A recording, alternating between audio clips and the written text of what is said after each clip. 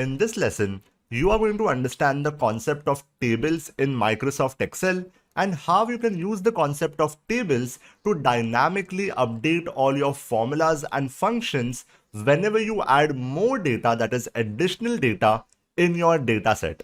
And that is going to be the case for a lot of y'all. So it's very important to understand how you can dynamically update your data. To give you an example, have a look at the screen. On the screen, we have a few months of data and the corresponding quantity of products that we have sold for our company. We have January as 10, February as 20, and so on and so forth. We are, let's say, in the month of October, and that's why we are having the data only till September. In this case, if I want to find out the total quantity of products that I have sold in the year 2021, a simple formula of sum can help me out. For example, all I have to do to find out the total quantity sold in 2021 is go to the cell and type in the formula is equal to sum and simply select all these cells that I want to take the sum of. Bracket closed, enter, and you get the answer as 220. The formula works perfectly, but it has a problem attached to it which you cannot see as of now. And the problem is of updation of your data. For example, in the future, once the month of October gets over and we understand that we have sold, let's say, 30 quantity of products, we might have to go here and enter the data for October. In that case, I want my formula of total quantity sold in 2021 to update automatically. I do not want to go to this particular cell and manually update this. Is it possible? Does that really happen automatically? Let's have a look. For example, here I'll go and type in October. I'll go to this cell and type in the quantity 30. Now the moment I enter this particular value, my 220, the total of 220 should be changing to 250. But does that happen? Have a look. I do that and it still remains 220. It does not update to 250. And that is a problem because one, I have to manually do this, and two, in case I forget to do this manually, I will be looking at the wrong answer and all my analysis and observations will be based on the wrong data. I do not want something like this to happen. So what is the solution here? The solution here is to actually create an official Excel table for your data. And it's very, very simple. As complicated it might sound like, it is absolutely not. It's very, very simple and I'll show you how you can do that. But for that, let's go ahead and delete October's data for now. Once you do that, this is how you can convert your data into an official Excel table. So whenever you want to update your entire data set, all the formulas that are based on that data set, all the functions in Excel such as pivot tables based on that data set will update automatically. For example, here to convert this data into a table, I will have to be inside this data set. I could be on this cell, or even this cell. It doesn't matter as long as I am inside this data set. Once I'm inside this data set, I have to press the shortcut Control plus the letter T. That's the Control key plus the letter T. T for Tamil Nadu, and that opens up the Create Table dialog box. So I'll go here and press the shortcut Control plus T. It will automatically detect my entire data set. It will look at my data and it will allow me to create a table via the Create Table dialog box. So here we have this dialog box called Create Table opened up and it is asking me to choose the data for my table. Now because I was already inside my table, inside my data set, it has correctly guessed where my data starts from and ends towards. But if this data is wrong and Excel has made a mistake, which is a very rare scenario, you can simply delete this reference and manually select it as well. In our case, it has perfectly selected our data set, so we are good to go. The second thing it will ask you is if your table has headers or not. If you put a tick mark here, Excel will consider the first row of your dataset as the header row, where you have all the titles of the columns that are a part of your dataset. Here we definitely have the headers called the month and the total quantity sold. So we will put a tick mark right here. If you do not have it, remove the tick mark. Once done, click on OK, and now it has been converted into an official Excel table. You understand this by the change of colors, and at the same time at the top you will be having a new tab called as Table Design. This is the tab which confirms that the data has been converted into an official Excel table.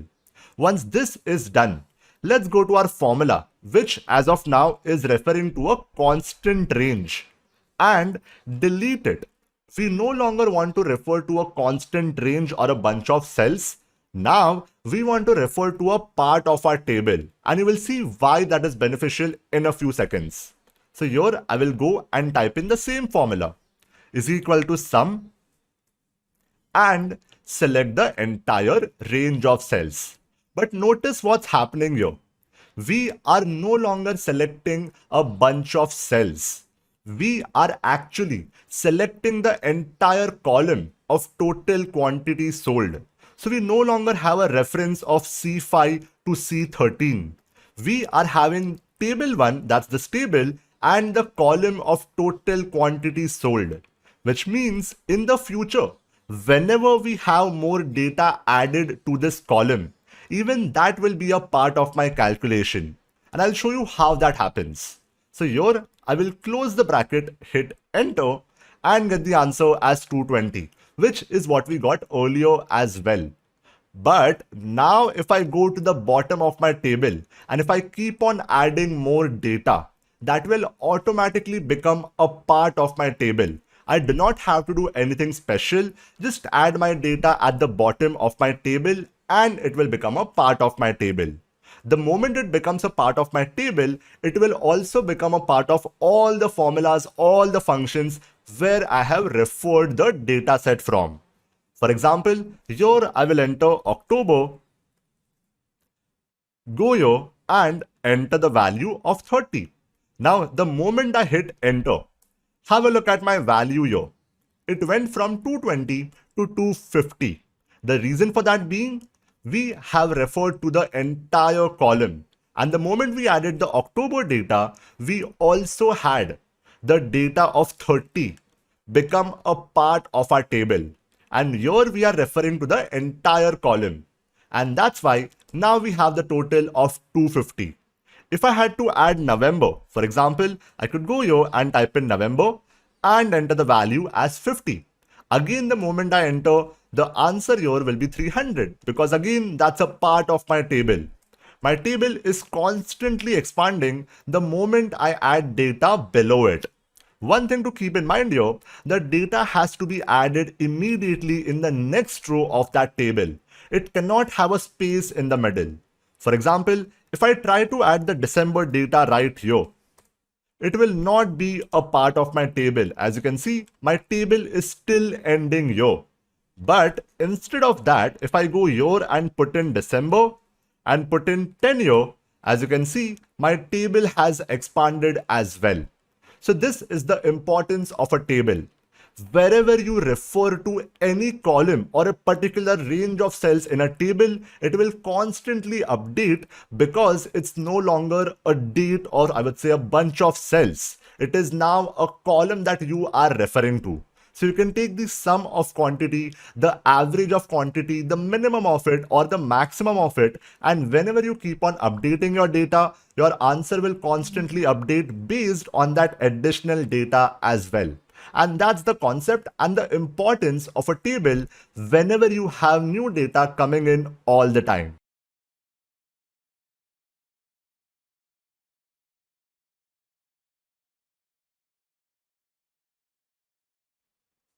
So now that we have understood the concept of tables in Excel and how important tables are to dynamically update your data when it comes to your formulas and functions, let's have a look at one more concept. And that concept is going to be about aggregation. Aggregation is the process of converting a lot of data, a bunch of cells, a bunch of values into one single value by using some sort of calculation. For example, if you have a bunch of values, you can apply a calculation on top of it, such as the sum calculation, the average, the count of it, or the minimum or even the maximum, and convert it into a single value. To give you a practical example for the same, here on the screen we have a bunch of data that you are familiar with. We have the months from January to December, and we have the total quantity per month that we have sold for a particular product. If I have to convert the entire C column, that's the total quantity sold per month, into one single value, I can use the concept of aggregation. By simply applying a calculation of either sum, average, count, minimum, or maximum, I can convert all these values into a single value. So let's go ahead and apply the concept of calculation, or I would say aggregation, right here by applying these calculations. I'll go to the first cell and start by applying the calculation of sum. By typing in is equal to sum, selecting all these cells, bracket closed, enter, and you get the answer as 310. Congratulations, you have just applied the concept of aggregation. It's that simple. You might have already been doing this in your day-to-day work. The term might be missing. This concept is called aggregation, and if you have already been doing this, it's the exact same. Similar to sum, we can also apply the calculation of average by typing in is equal to average, selecting the formula, and simply selecting all our cells, bracket closed, enter, and get the answer as 25.83333. Here we have applied the concept of aggregation by using the average formula, the average calculation. And that's all about the concept of aggregation. This is all you need to know before you attend the masterclass. So that's it for this video, and I will see you directly in the masterclass.